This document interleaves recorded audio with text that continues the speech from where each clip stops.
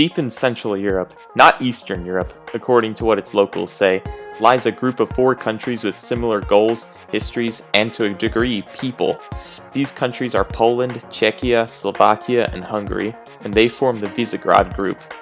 What is so relevant about the relationship between these countries, and why the hell should you care? Well, I can't really answer the second question, but I'll try to answer the first one. What is the Visegrad Group? First off, it's important to know why this cultural alliance exists in the first place. Believe it or not, Poland, Hungary, and Czechia, and by extension Slovakia, have been allies for a very long time, and I mean a year 1335 long time.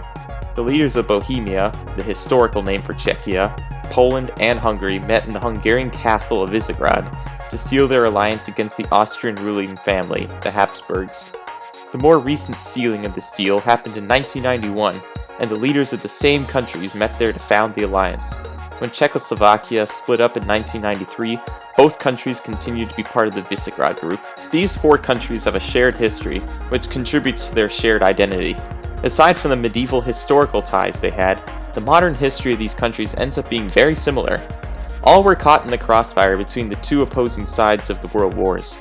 Hungary, arguably, was on the anti-Allied side of both wars, but in the first one, they were in a dual monarchy with Austria, with much of the political power resting in Austria, and in the second one, they could be considered a puppet government of the more powerful Germany.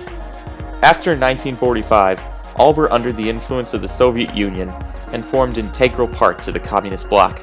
In 1990, revolutions happened across Central and Eastern Europe, bringing those communist dictatorships down to the ground. This common history gave Poland, Hungary, Czechia, and Slovakia the goal of integrating with the West in a united fashion. As briefly shown in my last video, these countries all joined the European Union in 2004.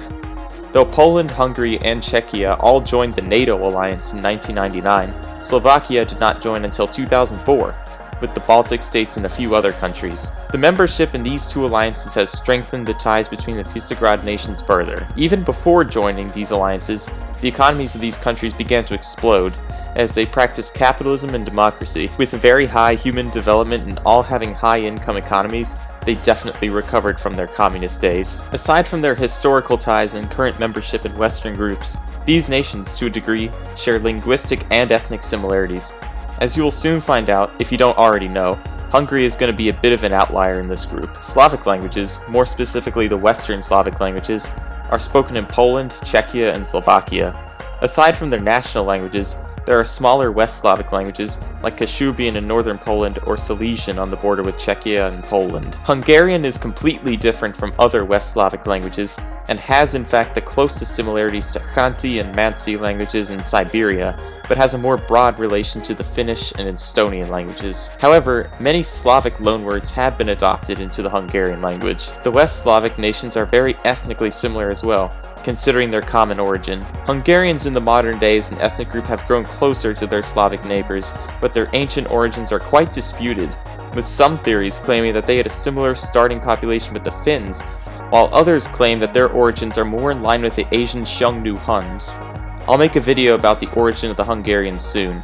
Finally, the Visegrad countries have a somewhat shared political alignment as well. All 4 countries currently have conservative populist political parties as the ruling parties of their governments. Poland, and especially Hungary, are well known for being more conservative than other European Union member states.